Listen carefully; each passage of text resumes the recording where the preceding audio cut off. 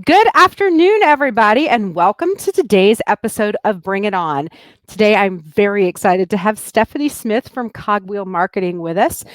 Stephanie is, well, she's just a genius, and we're gonna let her show off her genius in just a couple of minutes. But let me go ahead and share the screen so that you guys can get a feel for what we're going to talk about. It's a very exciting PowerPoint. It's possibly one of the best ones I've ever built. But as we move forward, so again, everyone is going to be muted during the webcast. Questions are welcome. They're going to be in the chat box on the right side as you're looking at your computer. Yes, I don't know my left from my right. I freely admit that. Questions will be addressed during our Q&A. If it's a question that's sort of germane to what we're talking about at that moment, we'll pull up and ask. But if not, we'll get to it at the end of the session. And if there's a question that we feel is maybe a little more sensitive than we want to address in the content of this, we'll get to you guys within 24 hours afterwards. A copy of today's presentation will be emailed, but I'm going to tell you, it's really excited. You're not going to want to miss this. It will make your Thanksgiving. So today's guest is Stephanie Smith from Cogwheel Marketing, and she is and I do actually know how to spell. Oh my gosh, I'll correct it before it goes out to everyone. This is what happens when you go live. She is the digital matriarch, and I pulled that from your website because I absolutely love that. Tell us about that, Stephanie. Yeah, I think I made this up because not only did I found and start the company, I'm also I love keeping my hands in the strategy aspect. So I'm very hands-on with the team and setting strategy for hotels because that's certainly where my passion is. Yeah. And I just love talking to hoteliers. So that's where my title came from. Fantastic. So as we move forward, just to tell you a little bit about what's coming in the next 45 minutes or so is a series of interesting questions. Now, I always give our attendees the questions beforehand. Sometimes we make it through all the questions. Usually we don't because we run down rabbit holes. So I don't guarantee that we're going to get to all the questions, but we're going to get to as many of them. But it's not meant to be a gotcha moment. I wanted Stephanie to be able to prepare some random conversation because we never don't have random conversation, some advice from Stephanie because she is a genius in the digital marketing space. And one of the things I read on your website is you help fill the gap from where the brand stops and where you need to do it on your own.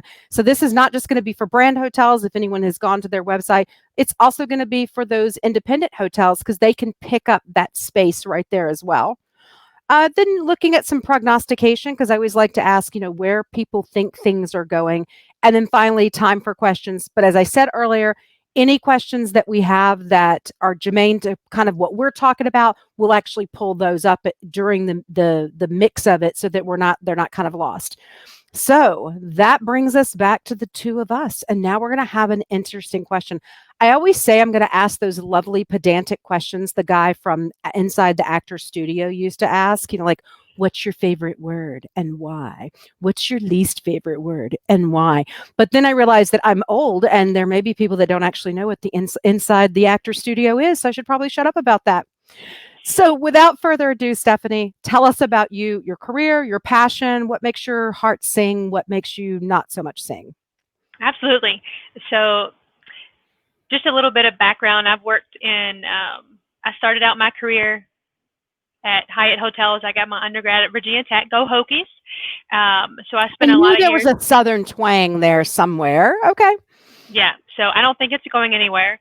Have a few drinks and it really gets amplified. But so I spent a lot of years with Hyatt, 7 years with Hyatt, primarily on the food and beverage side, event planning space.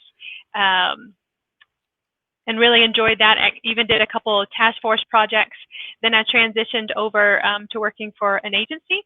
This was back in the days when brands allowed vanity sites. So every Marriott and IHG hotel had 2 different websites. And that's when SEO first started taking off really started taking off, at least in the hospitality industry, about 10 years ago. Then I went to work for a very large management company where I got very knee-deep into not only development and converting hotels, but also into the IT space. So I have left the IT side of myself behind and started Cogwheel Marketing a little over 2 years ago. So we specialize in doing digital marketing for branded hotels. So to your point earlier, really trying to maximize what the brand offered to make sure that we're capitalizing on those and then supplementing other different strategies and paid marketing that maybe the brands don't necessarily give you the tools to do. Because I think it's important, Yep. even in this market, as a hotelier, as an owner, you may have a Marriott hotel and your comp set may say you have these 5 hotels, but in reality, you're also competing in that Marriott ecosphere, right? Yeah. So you're competing against other hotels of the same brand, not to mention just the hotels across the street. So it's, thinking about how you differentiate your specific brand as well against your comp set, but also other hotels in your brand. Yeah, it's interesting that you bring up the comp set. We just published an article about our CEO made me pull out my comment about death to the comp set, but it was the comment that if you're setting up your sales team only looking at that Smith Travel competitive set, you're probably missing the boat on some prospecting, because our customers don't know who are in our competitive set. And there's a whole different, in each space, you could have a digital competitive set, a sales competitive set, and you really have to broaden that. And right now it's even more important because, hey, congratulations, you're a luxury hotel and you now compete with the Hampton Inn up the street. And there's nothing wrong with either one of those, but that's just the way consumers are working. And we do have to think a little differently about that now. No, absolutely. Because if you're searching on Google or you're using Expedia as your search, your competition is going to be totally different. Yeah, because now you're confined to the way their algorithms work and how they return information. So that's a great point. So hotels over the last 6 or 8 months have decimated their digital marketing spend, along with all of their other spend. If we're being perfectly honest about this, how do you feel about that? What's your good idea, bad idea, somewhere in between? I think, as with everything, it kind of depends. With the whole point of marketing is that you're shifting share. It's very hard for us as marketers to create demand for a hotel or to create demand for a market, right? So, Right. kind of similar into revenue management. So you can only spend as much as the demand dictates. So it does make sense that, your budgets are probably a little bit smaller because the demand isn't the same as what it was. So you have to kind of take that in consideration, and just making sure, not that we weren't spending money wisely before, but be a little bit more strategic about focusing on in-market travelers and who's actually segments that are traveling. So not, throwing spaghetti at a wall and seeing what sticks, but it's more about seeing, okay, who's actually traveling, and then trying to align with that specific market. Yeah. And then so in that, I'm going to kind of pull that thread. So now we're going off the questions. We knew it would happen. We were all prepared. It's paying attention to who's traveling. And a lot of what's traveling right now is drive market. So is that something that you typically are recommending for hotels, is understanding what those drive markets, because your feeder market may not be today what it was 9 months ago. And that's across all segments, I would imagine. Yeah. So I think the drive market is pretty crucial right now, looking at, who's in that. And it's been expanding, right? So where people were trying to stay close to home, people are getting a little bit more comfortable driving a little bit farther. And then, you need to make sure that your marketing aligns with that. So, with a lot of the different tools, whether you're using Google or social media or display, any of those tools, you can really put a fairly defined geographic targeting parameters around who you're trying to target. So you kind of place a bubble around your hotel, so that you're more inclined. It's also a familiarity. See, I can't talk thing with I people. can't spell, you can't talk. We're the perfect match today. People are going to, in terms of, making them feel safe and secure, they want to stay in a zone that's familiar to them. So, playing up on that, and then trying to reassure them with the different things that you can do to make sure that they feel safe once they arrive is pretty key to making them feel like they can get out of the house. Yeah. So, it's I've stayed in a handful of hotels since the COVID started. You might have heard about it. It's this little thing. And I'm still amazed. Now, I've booked online, so they have all of my travel information, but I've stayed in a couple of hotels where I didn't book online. I called the hotel and made the reservation. I know I'm a maverick, mainly because their website was painful and, it was just faster. But I was amazed, like they took my name, the dates, my credit card, made my reservation. And then when I checked in, they didn't get any additional information. So inside of that drive market, they had no way to be able to plug in my zip code somewhere and say, okay, where are we getting guests staying from? Are you finding that outside of an electronic means where we are collecting everything, do you think hotels should spend a little bit of time in making sure they're capturing all of those target rich data points from hotels? Yeah, I think though, like when we pull those reports out of the PMS to see where people are coming from, it's always skewed because you don't get that information from the Expedia and Booking.com type Yeah. guests. So you you have to know where their headquarters are, so that in case those two cities are there in the top 10. But I think it's good information to have, but I'm not saying that. You also have to kind of weigh that time investment in terms of at that check-in process. And I think Yeah. right now it's even more important to communicate, what's open and what's closed. It's funny you talk about the phone volume because we've seen actually an uptick in terms of hotels calling. Guests calling, because people, one, don't feel confident that the website is accurate. They want to know, what are you doing for breakfast right now? What are you doing for the pool? So you need to make sure that stuff is first and foremost. So that's why a lot of people are calling right now. And we want to try to make that a less painful process than sounds like what you were going through. Well, and that was actually the reason that I ended up calling the hotel, is we were trying to determine whether or not they had the restaurant that was open, because where we were, there wasn't a whole lot around. So we did need to be able to make sure that we could get food at least first thing in the morning. Once we got off into our day, we were okay. But, first thing in the morning, at least let me grab a Danish. Not asking for a hot breakfast, but I would like a pre-wrapped Danish. Thank you very much. Well, I think that's something else that we've seen, especially with our full service hotels, if we have been able to find, make it work where we can open the restaurants, we've seen a much higher capture ratio. So people staying in the hotel and eating where otherwise they may have gone out, just because of, again, the safety, and they feel like, okay, I'm being less exposed if I'm staying in this one building. So I think it's something you need to make sure you promote, because I think a lot of people, like there are certain brands that have, F&B as part of their unique selling proposition. So they come to that hotel expecting X, Y, Z every time. And I think that's where some hotels have seen, unfortunately, a lot of backlash in terms of reviews, because the hotels haven't been clearly communicating that. I think one of the big things we've been doing for all of our hotels, as soon as we start working with a hotel, we go in there and say, okay, let's set up our pre-stay emails on Expedia and Booking.com and say, these are the communications that we need to make sure we get to this audience. So it might be on your brand website, but are we clearly communicating that to our third-party partners as well? Because we don't, we need to keep up our reviews on all of those. So I think just the communication piece of it, and those are free. You can set them up automated, send them one day before check-in. Right. Free and easy. So I want to ask a quick question there, and this is more from a personal advice from a digital matriarch. I really do love that. I live in Texas and we have Oklahoma right above us. Oklahoma doesn't have mask requirements. The state of Texas does in most municipalities. In those pre-stay emails, are you recommending not just putting in that, this restaurant's open, this restaurant's closed, or all of our outlets are closed or whatever?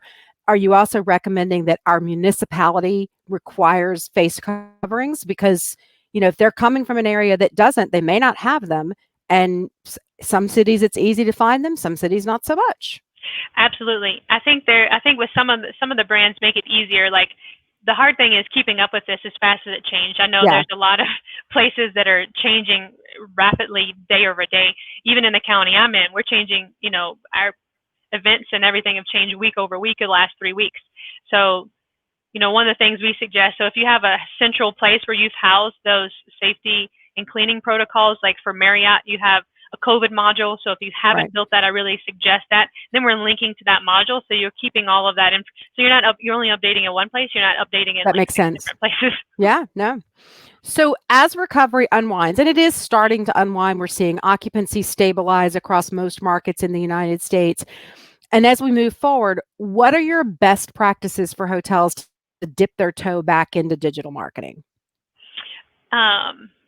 So I think it's a multi-step process. One, you have to make sure you have the foundational elements in place.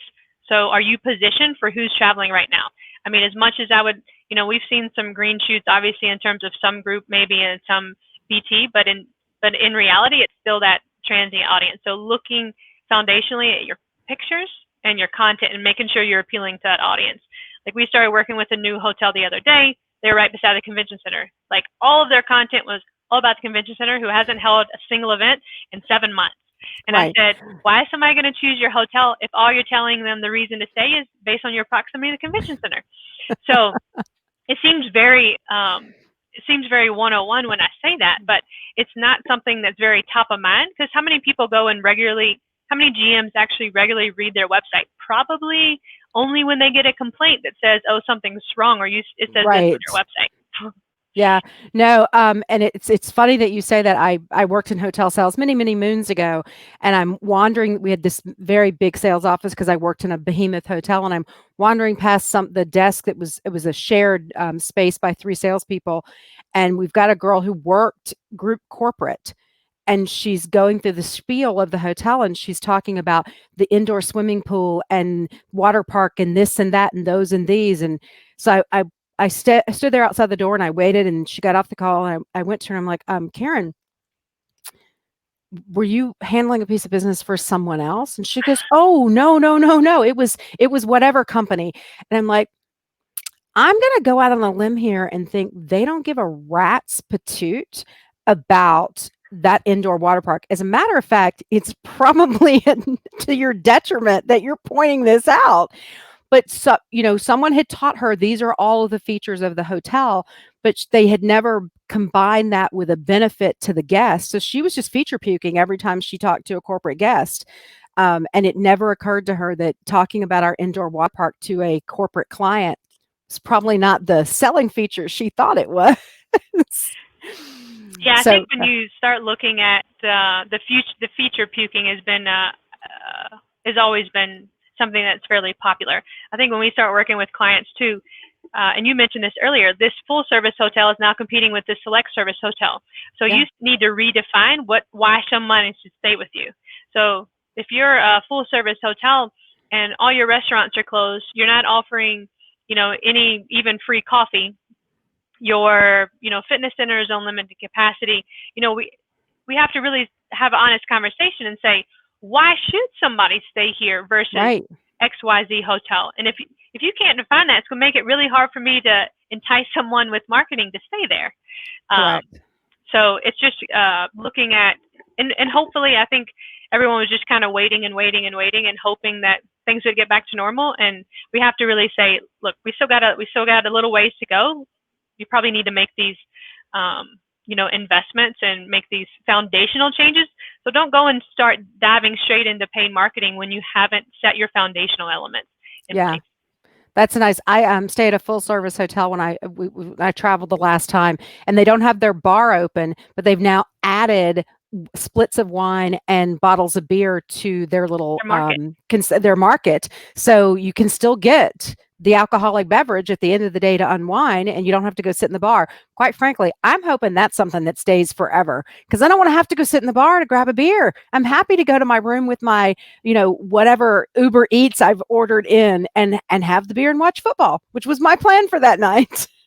Yeah, for anybody that's on the tech side, I'm hoping that process of like ordering food into hotels gets a little bit more streamlined. But Agreed. So is there anything they shouldn't be doing? You were talking about, making sure that those foundationals are done. Is there anything they shouldn't be doing? Well, maybe not the most popular opinion on the block, but as a brand, someone that truly supports branded hotels, I'm not 100% in favor of putting your money in meta search first. So if you have obviously funds are limited, so you have a smaller pie, you got to split between different channels. Meta search, in my personal opinion, is more of a profitability game. It's a shift of taking that transaction and sending it from OTAs to direct. So I'm obviously not trying to downplay the value of book direct by any means, but sometimes in this environment, I think we should be paying to get in front of the audiences that are actually traveling right now. So incremental eyes to your hotel to be getting that consideration set. So with meta search, especially for the brands, you're paying on a cost per click basis, which can add up. And sometimes those funds might be better spent, looking at, do you have poor OTA placement and raising up, paying to play on the OTAs. I know with independent hotels, they have a pay per stay model, which makes a little bit more sense maybe because you're not paying out of pocket, but you still need to do that individual ROI analysis to make sure that your money is going to the right place. So. Yeah, no, I agree with you because I think that, and it's kind of important to the next question I'm going to ask. But I'm a huge book direct whenever you can and try to encourage that behavior. But right now, let's not be snobby. Wherever you can get the piece of business, get the piece of business, and that's where you need to be spending is what's driving the business to you because you're probably not going to change the behavior. So with that in mind, how should OTAs factor into what hotels are doing? I swear that was not planned. It just happened organically. No, I mean, before, when we talk about KPIs and marketing, I used to love to look at channel mix, and I kind of think it's out the window right now.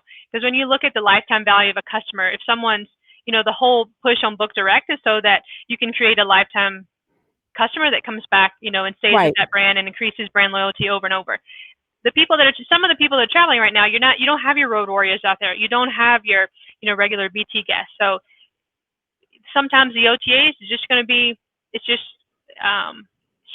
what it is. You have to lean in and really take advantage of working with your marketing managers and saying, okay, what's going on in my market? They have so much market insight that the brands just don't have access to. So it's also a learning experience. But if you're, just getting involved and getting your hands dirty with your OTA partners, first look and do a shop. See where you're placed, see where you're ranked. Within like Expedia Partner Central, there's some different quality scores, and I'll actually show you what your average rank is. So if you're not even on the top 20, you might as well be non-existent. So look at your, go in, get access at a minimum. The algorithm that they use, while it's not, I don't know the exact ins and outs, you want to make sure all your content and images are right. You want to make sure that, they get, I guess you're not really walking guests these days, but you get dinged for, doing things to guests, making sure you're responding to your reviews. All those things factor into, and then obviously your rate strategy. So they want to make sure you don't have better rates somewhere else. I think the other thing, kind of back to the image thing, is looking at and this seems, again, fairly basic, but just looking at what your main profile picture is on Expedia. So if you've got a great pool, or you've got a great something that's open, going back to your value proposition, putting a picture of that and say your exterior. I don't know why everyone loves to put a picture of their exterior hotel. It's not like I look at the exterior building and be like, oh yeah, that's where I want to stay. That's it. Look at the porte cochere on that hotel, right? That's a sexy porte cochere, and that I'm making a buy it. But you're right. It is that entry level picture. And let's be real, our guests see it when they check in and when they check, and sometimes not even when they check out, depending upon how your parking lot layout is. They may only see it at check-in, and they're never going to see it again, and no one's making that buy decision. It's interesting that you were talking about getting those exterior pictures, because one thing we've seen are hotels that are in an area where they have lots of outdoor things to do have been doing better than hotels that don't. So if you can swap out those pictures to show that beautiful picture of the pool or tennis courts or beautiful walking trails or something, that's intrinsically, you can come stay at my hotel and you can get out and do stuff that is deemed relatively socially safe to do. Absolutely. Yeah. So by the way, this is just a personal aside. I've been around for a very long time, and if anyone remembers Easy Yield, I'm going to date myself here. I think I was like the 9th customer on Easy Yield. I was a pain in Ed St. Ange's ass on a fairly regular basis because stuff was jankety and not working. But did anyone imagine that 20 plus years later, we'd still be having freaking rate parity conversations? I never in my lifetime imagined that we wouldn't get to a point that rate parity wasn't just the norm. But that I digress. So it just got a little twitchy there. I'm better now. I'm back in my happy place. So is there a secret sauce for recovery related to digital marketing? Like, is there pull this trigger first, then that trigger and that trigger, or is it a little bit more of the throw the spaghetti up on the wall and see if it sticks kind of moment? I think it's more, throughout COVID, I've spent time in 5 different states due to things going on with my family and whatnot. So it blew my mind how different things were, happening in Seattle, Washington versus Florida. So first and foremost, before you start building this plan, you have to say, okay, what's happening in my market? Because every market is so substantially different right now. And then you need to be talking with, from a marketing person, needs to be talking with their sales and revenue management. Hopefully they're still employed at the hotel. And saying who's actually traveling, looking at your different reports and saying, who's staying at my competitors' hotels. And that should be your foundational, so that marketing can say, okay, I can do X, Y, Z to get in front of these segments or these markets. So if you don't have the local market to local, area knowledge to say, okay, I know this demand generator is open like regular, but this one, has been closed this whole time. Right. So being able to align with not only the demand generators that are actually open and functioning, but also, and then, maybe piggybacking off their following, looking some kind of partnership, but, going and saying, okay, what segments are actually traveling? So you aren't wasting the slim amount of funds that you have. I mean, I think as most of our hotels from a paid marketing strategy, depending on, I would say most of them generally are going to use some combination of, Expedia travel ads, social media ads, and then maybe email marketing. So those are kind of the ones that are going to fit somewhere in somebody's strategy, but you have to make sure you're using those to align with your hotel's market that's traveling right now. Okay, makes sense. So if a hotel, which you've sort of just answered this, but now I'm gonna get very specific. If a hotel only has one place they can spend marketing money, where is that place? Oh man, I know. I'm so cruel to make you pick just one. No, but oh man, I should have known you were going to ask me this. Well, especially since you had the questions. I'm just saying. Yeah, I mean, I think if you have, let's say you have no money, maybe you should be leaning, and I think someone in the chat just talked about, leveraging content marketing, because there's in Bring each Victor market. Up. Yeah, in each market there's a community aspect that I think sometimes we don't do a good job of leaning into. So there are struggling restaurants in your market. There are struggling small business owners. So how as you as the hotel can leverage the relationships that you should have in the market and being able to utilize that to either help other people or just tell feel-good stories. Because I think that sometimes there's so much negativity out there. We just want to hear, that somebody, had a brand new baby on the team or something like that, so that you can have something to celebrate as a community. Right. So. And it's interesting. So, Victor, I'm kind of going to go a little deeper on this one. I've been watching it. I'm encouraging people on LinkedIn because I think as an industry, we also have to make our guest, whether that's the transient guest or the group guest, feel comfortable about getting back into the space.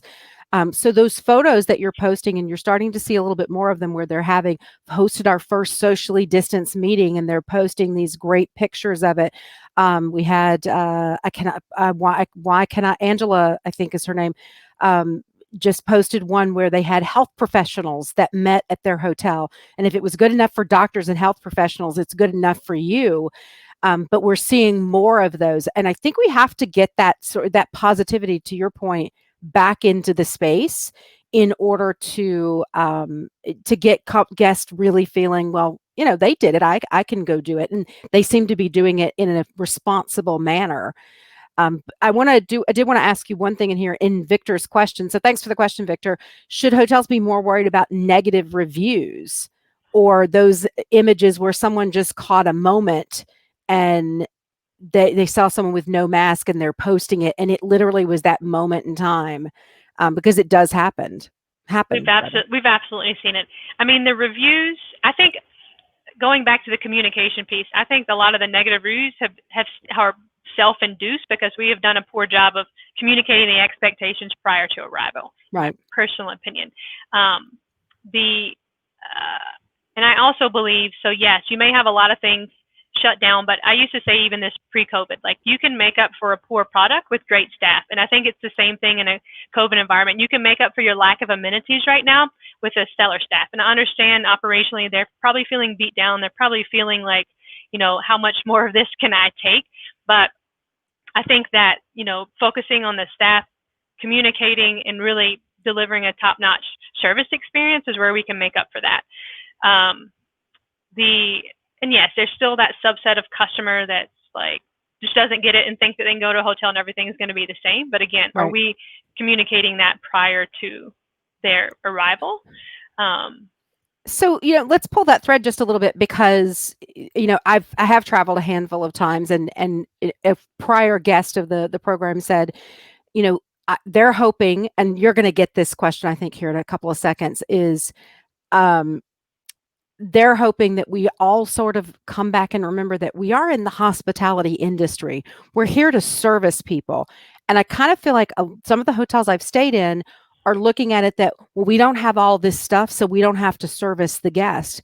And the check-in procedure has become frightfully impersonal. I stayed in a hotel where I had checked in online, and I go to get my keys, and she didn't say 2 words to me.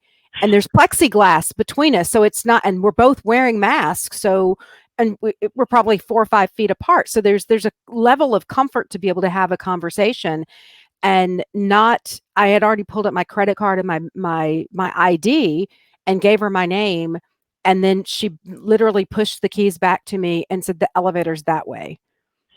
And I'm just like, so I don't have a restaurant, I don't have a bar, and apparently I'm not getting any other service either, not a welcome to our hotel or anything like that. And I think that, to your point, if you want to avoid those bad social reviews, we're going to have to amp up at least that personal component of it and have some personality. That's why I was asking about the IDs. We used to use it. I worked in hotels back in the Stone Age. Because we got all of that information because we didn't have great reports like we do now. And it was, I remember going, oh my God, because I grew up in Southern Louisiana, and we have some very bizarrely named towns. And every so often I'd come across one and I'm like, I've never heard of this city. How do you pronounce that? Which would then run down this long conversation, and that guest felt heard, and, oh yeah, no, it's so funny. Can you imagine who thought that up? But we've got to get back to that. And I think that will step up some of those negative reviews, because we've delivered that personal experience. Maybe I'm wrong. No, I agree 100%.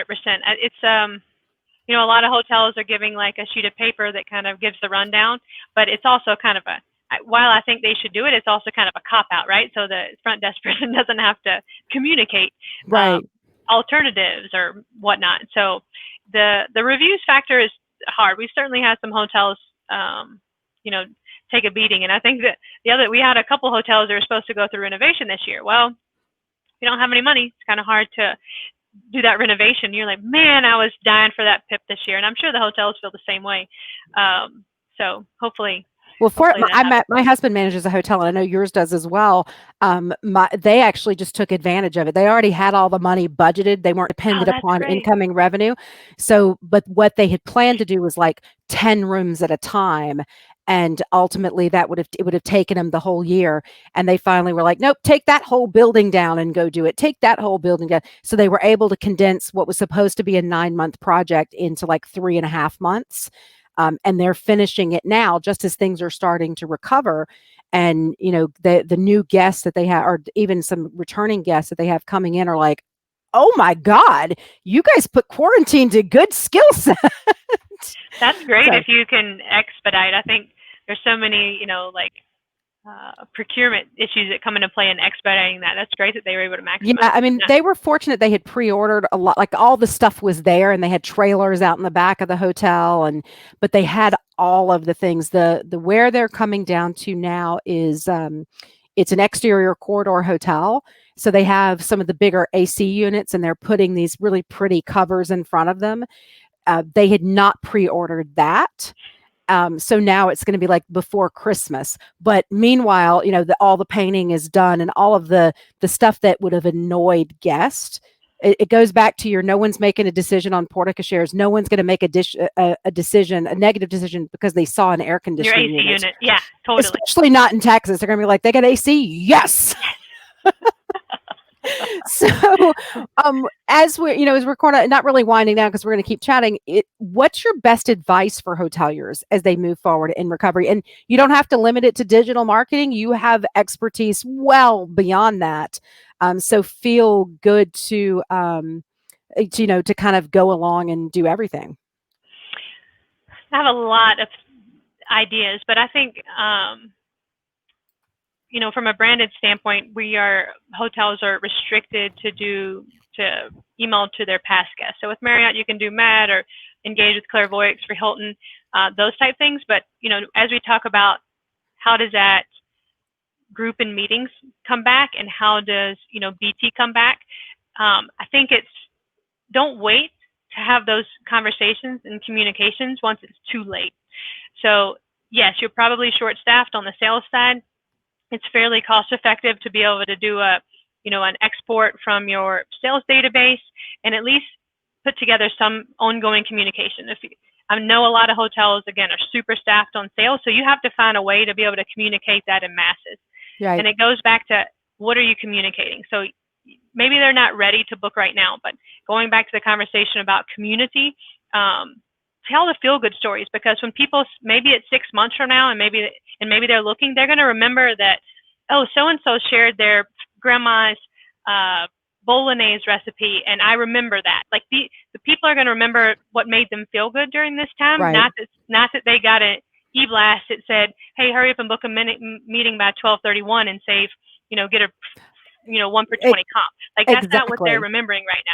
Yeah. And they're not even ready for it. Maybe they can't make that decision, but now it's talking about that relationship component, which I think over the last probably 5 or 6 years we've left go as an industry, because we've become more transactional in booking business versus, oh, that's my best account, and the value of that account is $500,000 a year to my hotel. And they book in our sister property as well in another city. I think we have to get back to that across everything that we do. Because we're seeing it in our meetings. Like last week, there was a 32% increase in meetings week over week that we read. Some of that was just because last week was the election, or 2 weeks ago was the election, and there just weren't as many meetings. But that's still a significant increase getting ready to go into the holidays. So they're happening, and 66% of them are corporate meetings. So these are things that you can capture and can go do things with. But if you don't have someone that's at least, like to your point, email marketing, or a couple of days a week making some phone calls, checking on those key accounts, you're going to end up slipping that business to someone else, and then you're going to be left with leftovers, and that's a little frightening right now.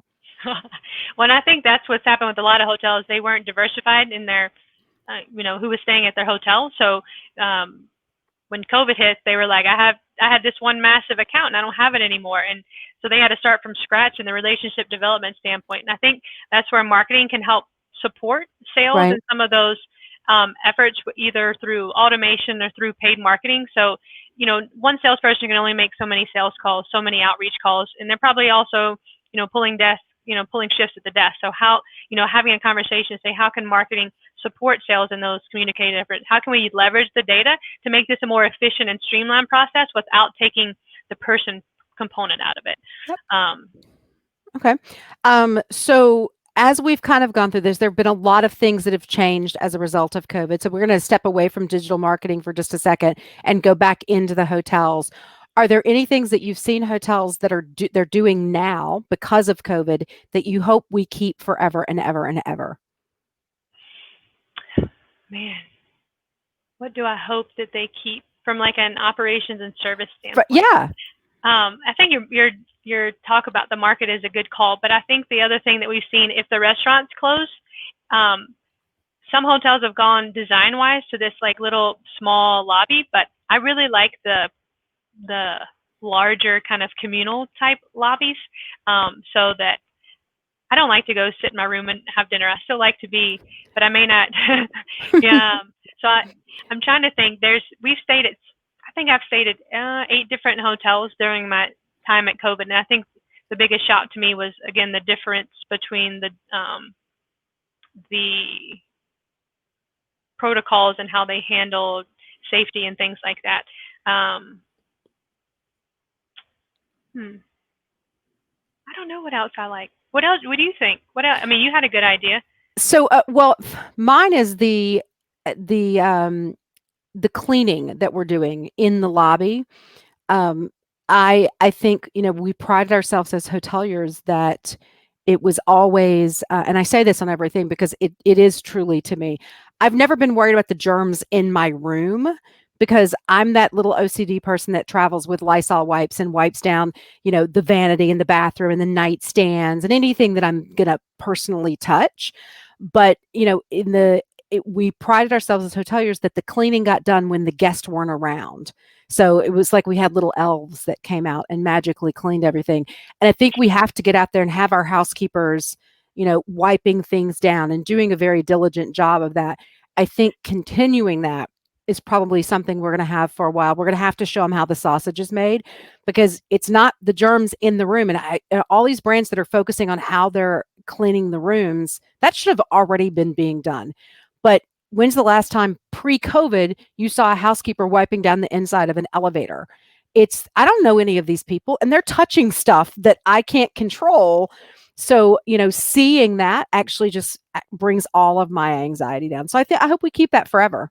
I think I don't know if I feel like one of the things that I expected for people to get a lot of negative reviews around was the fact that people weren't doing overstay cleaning. And I don't think I've seen one negative review that people said, I'm upset that you didn't come in and clean my room every day.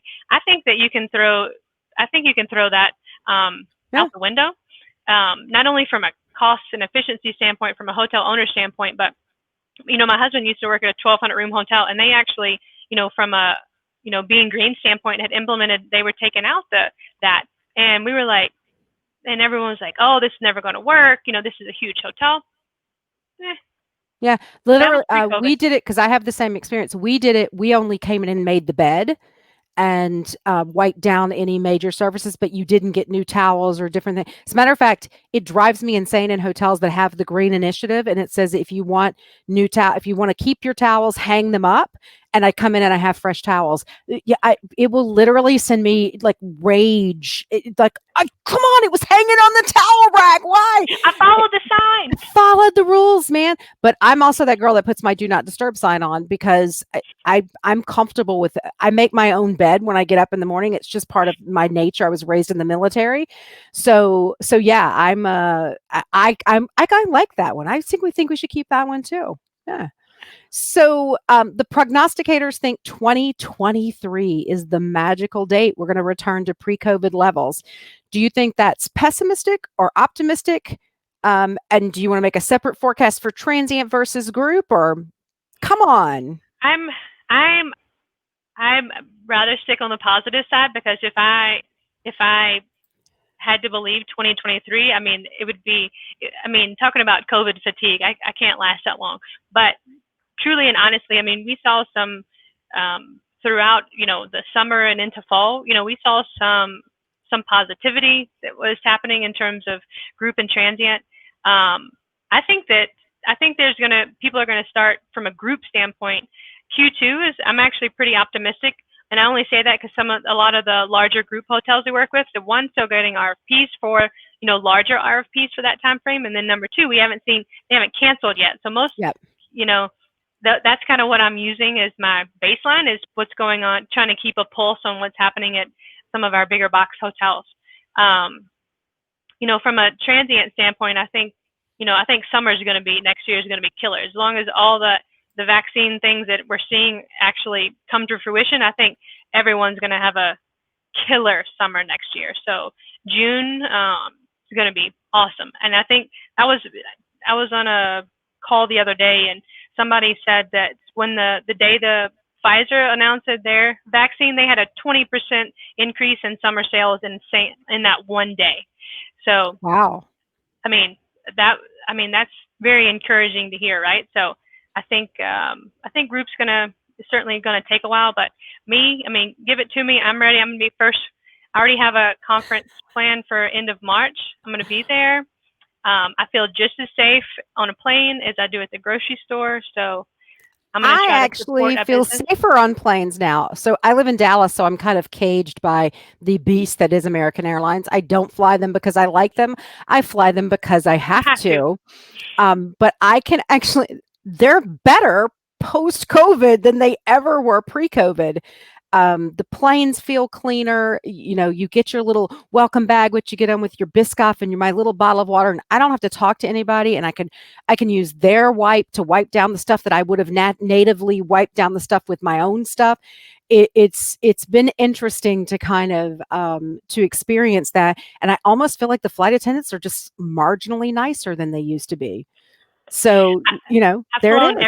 I've flown Delta, United, and American during COVID, and I can't say that they've always been that. I like the fact, this is something else I hope stays for airlines. Some of the airlines, and this isn't consistent within each airline, but they do deboarding by row, because I hate when people are like, it's like they, turn off take off your seatbelt and everyone like stands up to stand in the aisle, and you got like people's, rears in your face. I mean, what's the point?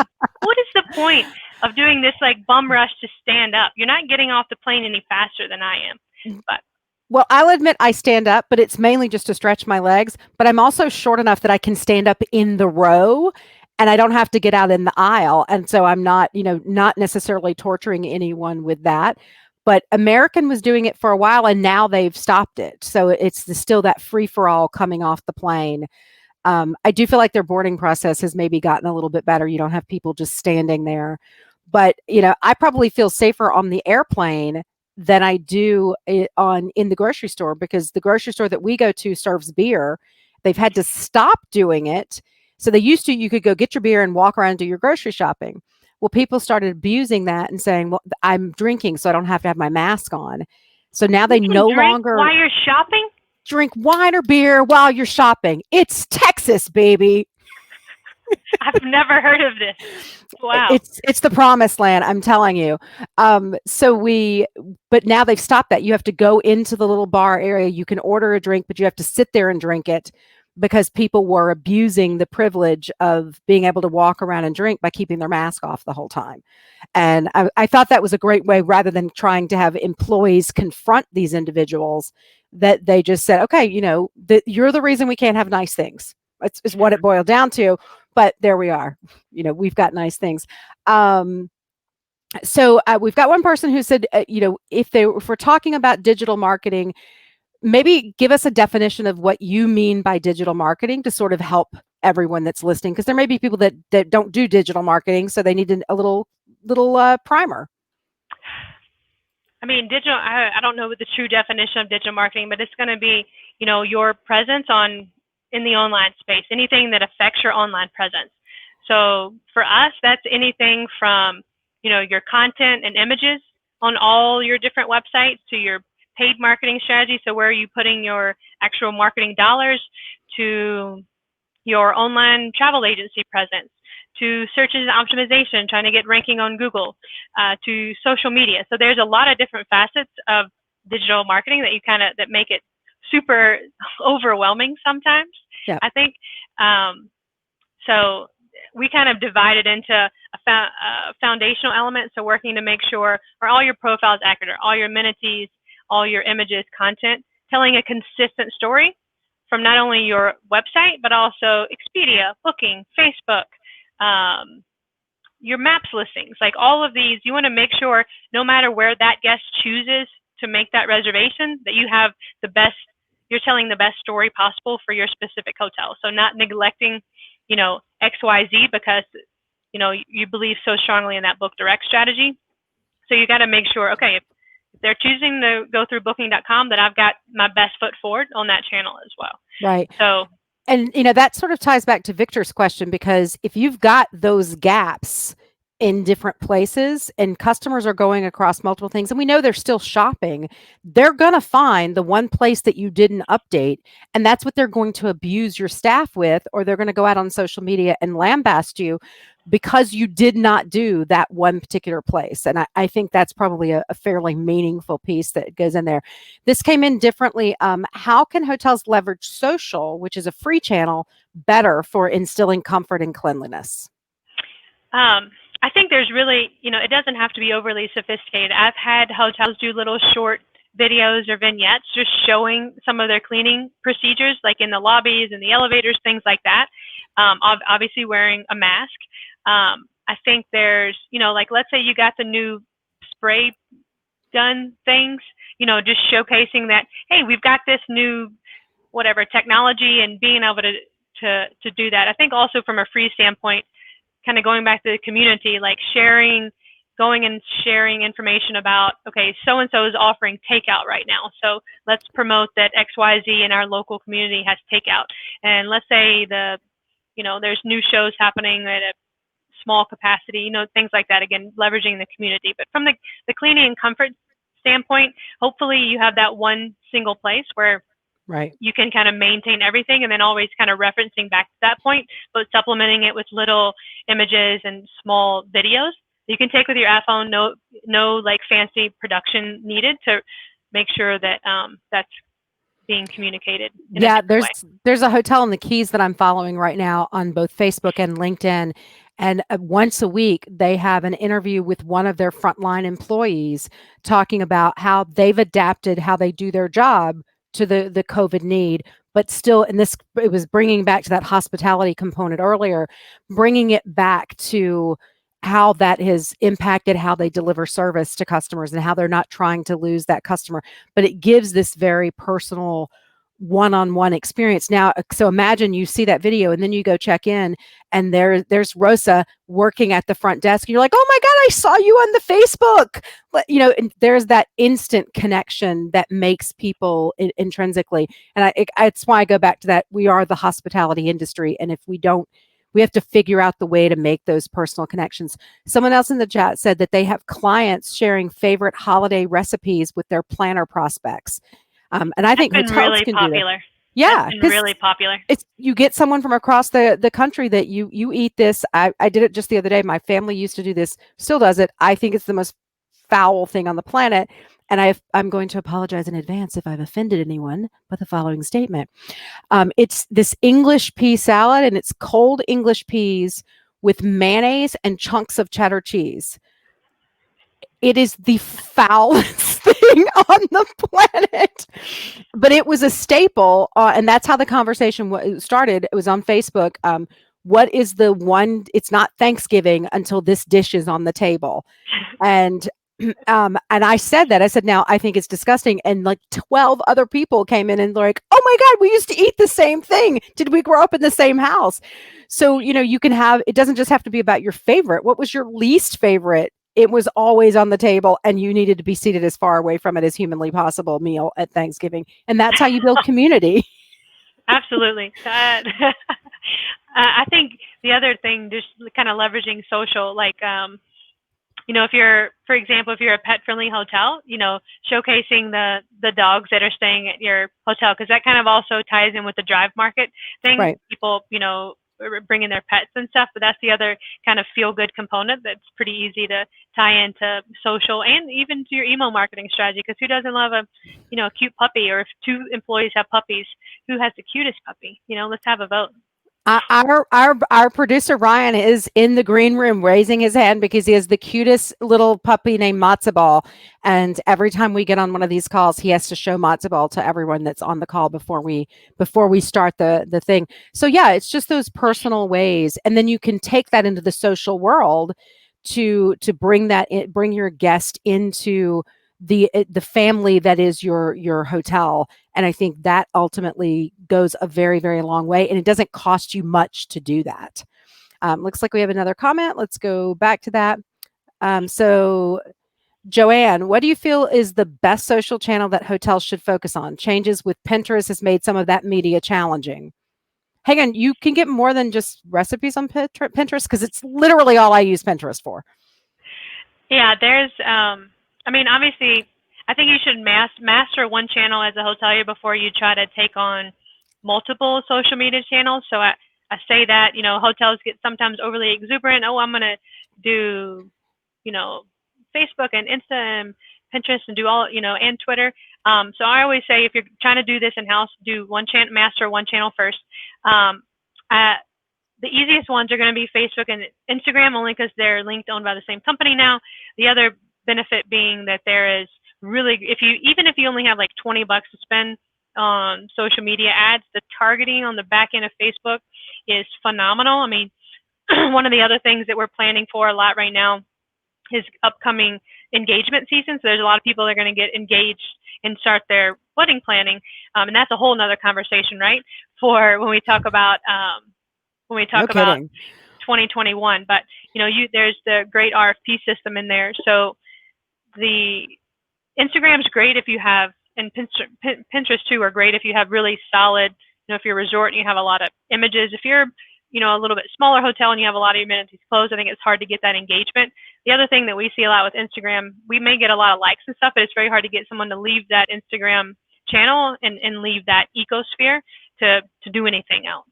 So yeah, the other thing I would add on that is also the average age demographic of your customers.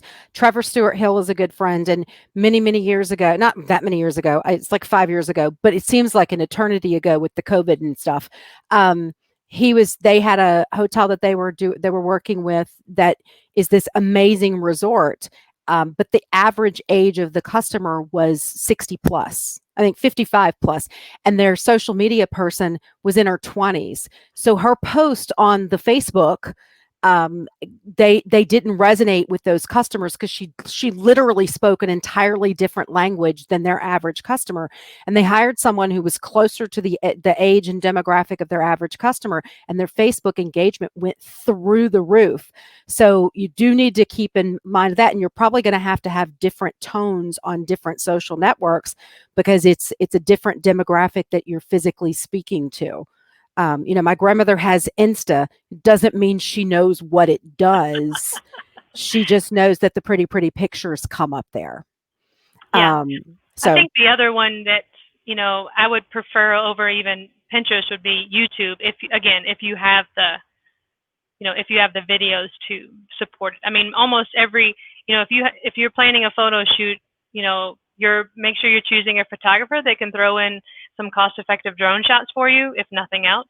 Because I think even, just having a little bit of video, and like I said, even if it's just videos on your phone, we've recorded some really great, cocktail making videos, COVID cocktails, for some hotels that have gone a really long ways. And the advertising platform with YouTube is, it's a whole nother ball game. But yeah.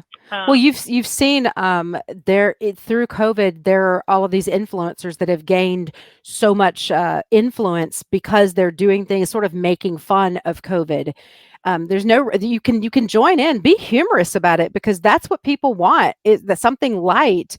So yeah, the favorite COVID cocktail of your bartenders as they come back, or what was your favorite drink when you were sitting at home. No one can see it, but there's a big giant beer fridge in the back of my office because there might have been a lot of Zoom happy hours at the beginning. Now I think I might need a 12-step program, but there we go. So I'll join you. There you go. As we wrap up, are there any final words of advice? So anyone that has questions, go ahead and throw them in there. But what are your final words of advice? As people are finishing their budgets, they're starting to plan for next year on where they should be looking to invest from a digital marketing perspective.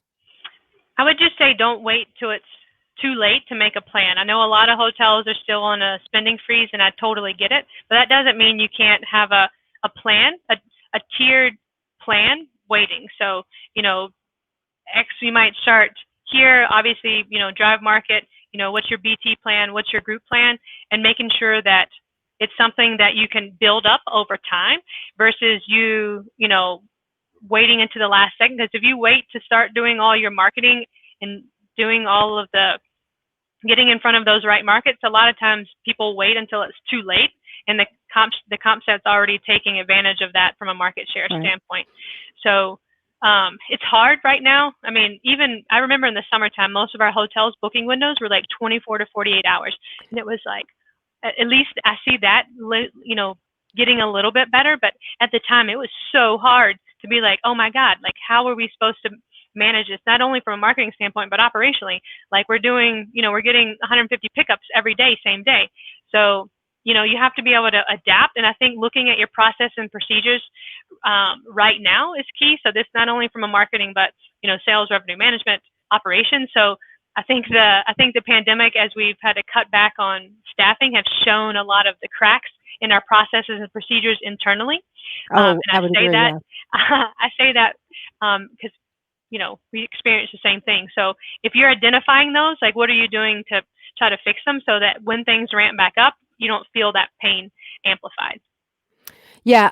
So I'm going to kind of tug on that just a little bit, or not actually expound on that. We had Katie Moreau on a couple of weeks ago. 90% of all bookings that they're seeing via Demand 360 are booked within 30 days, and 60% of that are booked within 72 hours. So, that wasn't just a summer thing, that's continuing into the fall. So, that's something that you're going to need to plan for, because that's going to go into digital marketing when you're timing those ads, because they're not actually seeing them shop a lot earlier. They're shopping and booking in the same instance often. So, it's another thing to kind of keep in mind as you're building out those campaigns. So I love that advice. And that's where we're going to end today, is that if you don't have a plan, get one. Whether you pull the trigger on that tomorrow or 3 months from now, you at least need to have those breadcrumbs ready to go, or you're going to be behind the 8 ball on that. Totally. Thanks for having me. That was so much fun. Thank you so much. I've enjoyed this. And so we have one last call for questions, going once, going twice. Thank you again, Stephanie. As always, it's a pleasure to chat with you. We'll be back in a couple of weeks with Jason Freed from Hotel Recovery, talking about the data that everybody is consuming in this COVID timeframe. If you haven't checked out their website, go check that out. Thanks for attending, and everybody have a happy Thanksgiving, because it's just right around the corner. Yay! Yay! Bye.